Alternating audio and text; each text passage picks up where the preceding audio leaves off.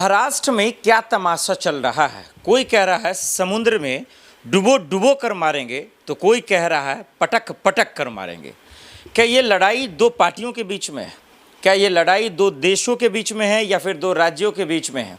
दर्शकों, ये लड़ाई ना तो दो देशों के बीच में है ना दो राज्यों के बीच में है। ये लड़ाई दरअसल सिर्फ और सिर्फ तमाशा करने के लिए है। ये लड़ाई सिर्फ और सिर्फ अहंकार गुरूर के लिए, जो कहीं से भी एक्सेप्ट करने के लायक नहीं है इस देश के संविधान और लोकतंत्र में। वो इसलिए क्योंकि एक है जो बीजेपी का सांसद है, बीजेपी का केंद्र में दरअसल जो है सांसद है वो बीजेपी पार्टी का सांसद है, और एक एमएनएस का जो है अध्यक्ष है।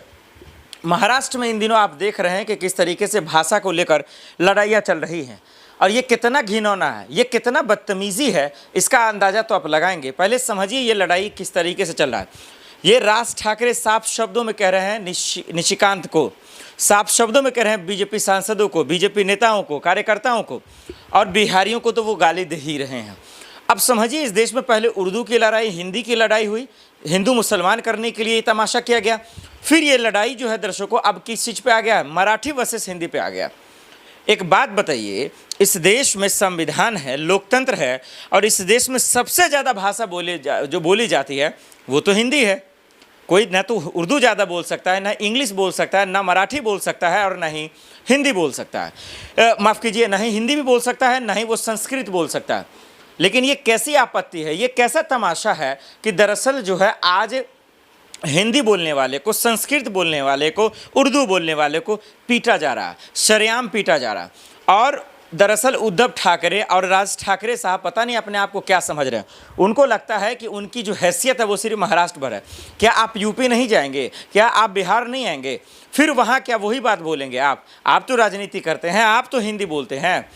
दर्शकों, जिस तरीके से ये भाषा का विवाद, ये भाषा की लड़ाई, ये तमाशा में बदल गई है, और जिस तरीके से बीजेपी की सरकार है वहाँ, इसके बावजूद इस तरीके का तमाशा भाषा को लेकर, लैंग्वेज को लेकर अपने आप में दुखद होता है और अफसोस होता है कि देश के हुक्मरानों ने, मंत्री, नेताओं ने कैसा संस्कृति बना दिया है, कैसे समाज को पैदा किया है जहां हर तरफ नफरत है, हर तरफ लड़ाई है, हर तरफ झगड़े हो रहे हैं, किसी को कोई फर्क नहीं पड़ रहा है। और आज देखिए ना, एक मन से हम आपको वीडियो भी दिखाएंगे, इस वीडियो में 4 मिनट में बता देना, इस वीडियो में बताएंगे भी और आप देखते भी रहेंगे। दर्शकों, राज ठाकरे क्या कह रहे हैं कि ये अब नाम लेकर बोल रहे हैं, निशिकांत का, बीजेपी सांसदों का नाम लेकर बोल रहे हैं। वो पार्लियामेंट में बैठेंगे कल होकर, 1-2 दिन के बाद जो है संसद शुरू होने वाला है।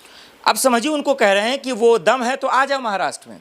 मुंबई का नाम ले रहे हैं कि मुंबई में आ जाओ, और मुंबई में जो समुद्र है ये बजबते कह रहे हैं, मैं आपको वीडियो भी दिखाऊंगा, और कह भी रहे हैं, और कह रहे हैं कि भाई वो पटक पटक कर उन्होंने कहा था, ये कह रहे हैं कि डुबो डुबो कर मारेंगे। ये खुली राजनीति, एक राजनेता ऐसा कहेगा? एक नेता जिसकी जिम्मेदारी है समाज को बनाना, जिसकी जिम्मेदारी है समाज के लोगों के दिक्कतों को पूरा करना, और आज वही कह रहा डुबो डुबो कर मारेंगे, पटक पटक के मारेंगे। ये भाषा की लड़ाई कभी भी नहीं होना चाहिए दर्शकों।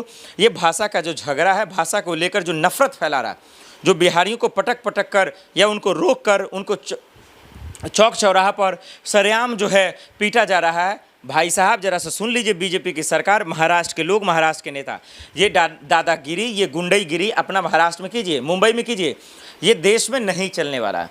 तेजस्वी यादव ने भी इस पे कहा और तमाम लोगों ने भी कहा कि ये जो लड़ाई करवा रहे हैं आप लोग, ये तमाशा है, ये गुनाह है, ये गलत है, और पूरी तरीके से गलत है।